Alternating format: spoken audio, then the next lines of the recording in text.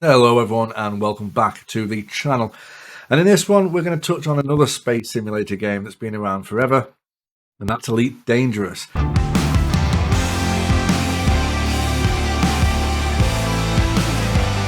Mentioned in my Star Citizen video that I would jump back in and have a look at Elite Dangerous, so here we go.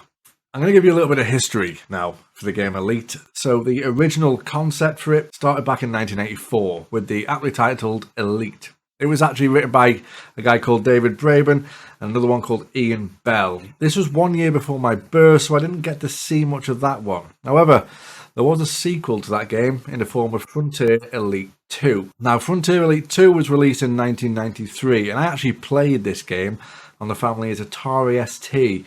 Yes, I'm still old, don't worry. This sequel actually had a lot of firsts to its name, including being the first game to have procedurally generated star systems.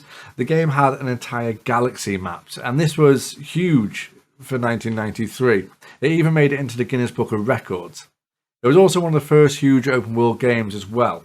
The graphics, as you can see, they look awful now, but back then this was exceptional, especially as there wasn't many 3D games around. Elite 2 enabled you to dock on planets and space stations, have dogfights, trade, and essentially just create your own adventure.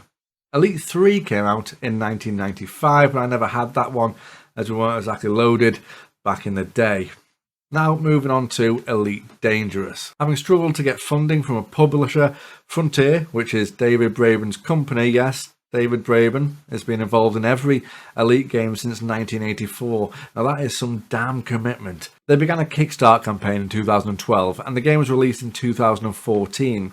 Since then it's been worked on with some huge updates like Horizons in 2015, which added planetary landings, ground vehicles and bases, along with tons of ship upgrades, missions, a character creator, and a whole lot more. The next major expansion was released in May 2021 called Odyssey. Now this was going to be a huge step, allowing players to leave their ships, perform on-foot missions, walk around space stations, etc, etc.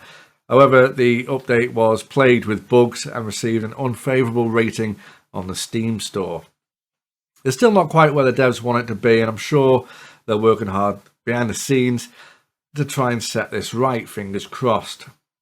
So there's a little bit of history with Break for you on the world of Elite, and now I'm going to show you some gameplay, albeit rather awful as I'm about as rusty as Lance Armstrong's bike, but here we go. I need to go to the system map, and I actually need to go and see this guy here, and we're going to launch and we'll get out of Chelbin service station. Frameshift drive charging. Go into Super Cruise. 4, 3, 2, To the trophy camp. 1. Press docking. Docking There we go. authorized. So now we're docking on this little planet. This desolate rock, should we say. There he is, Todd the Blaster McQuinn. So this Todd Blaster McQuinn is an engineer. So there's several of these, as I said earlier, located around the system that you can go to, and they're like little missions for you to find them, go to them, and they can actually upgrade different parts of your ship and give you better weapons, engines, etc, etc. So if I go to the engineer's workshop, it should be him, like this. Skilled bounty hunters are always welcome. Developing a relationship with Todd McQuinn will result in an introduction to another engineer, and that's how you'll progress and build up your ship. So this game takes time and patience. It's pretty chilled out, obviously, unless you get into dogfights and stuff. But to get from one place to the other may actually take a hell of a long time. Right, so there is aliens, obviously, on this game, and you can actually get ripped out of this jump, and it scares the crap out of you. It's just a big ass alien ship that's just staring at you. I'm just going to scoop up a little bit of fuel from this sun. Right, so there it is, ladies and gentlemen. If you are in the need for a space simulator game, or taking a bit of a fancy to it again, like I have, then Elite Dangerous might actually be right up your street. and it might be exactly what you're looking for. However, after my previous video, which was on Star Citizen, I had a few comments on the video to help me, and one of the main helps was telling me to put Star Citizen on my SSD, which it actually wasn't at the time, so I did that to see if the performance would be any better. Well, it helped massively, and I've been addicted to playing it ever since. I would go as far as to say, if you want to play a space sim, then thank you very much, Elite Dangerous, for what you've done for the space sim genre. But it's time to move on, and I think the only game you should be playing is Star Citizen. And this is why.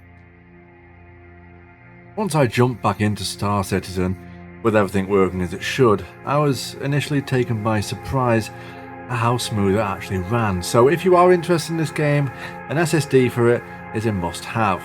When you first step into the game, you will need to navigate yourself around. There's no easy way here. This is a sim, and a good one at that. Follow the signs like you would in the real world, and navigate your way between the apartments, shopping areas, and of course the spaceport. Each port or station looks and feels different, and if you planet slide, you will have to catch a train on the metro, which in itself is rather impressive. Star Citizen is slow paced for the most part. Things take time, be it waiting on an elevator, waiting for a train, and even visiting the med centres to cure injuries. Bookings are required. But it's this slow paced gameplay that brings it to life and immerses you into this world that I haven't felt from another game before. I remember the first time I got to the hangar to see my ship for the first time, and the first time I quantum jumped to a planet. The feel and the visuals are awesome, and it's actually made on a modified Crytek engine, and fair play, Star Citizen looks fantastic. So what is there to do?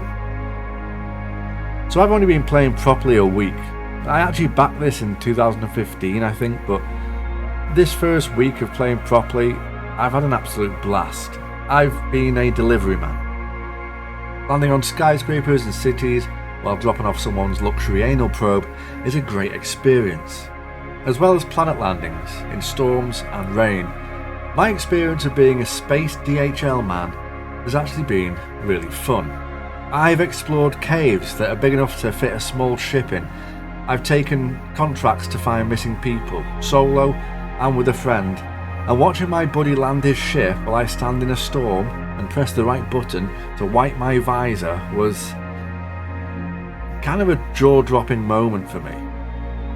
I've been a gun for hire and had to take back a bunker that was overrun by a gang, and the fact that you can fly your ship, land, jump out, and then the game basically turns into a semi-decent first-person shooter experience is another jaw-dropper in itself, especially as you can loot the people you kill and end up looking like something out of Destiny 2. I know, how sexy is my guy, right?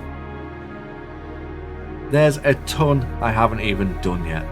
A main one being mining, which you can do by hand if you're in a cave system for example, and of course ship mining for the more precious ores, and even stuff that could explode in transit. But this is a space game of course, so there's no way I can mention all of this and not include a good old dogfight. The game itself has options for this. If you just want a quick ship battle or race to hone your skills, then as you can see here, you can do that. But the main fun is in the persistent universe itself, with other players, hunting down high-risk targets and claiming that bounty. And of course, smashing a smoothie in mid-flight.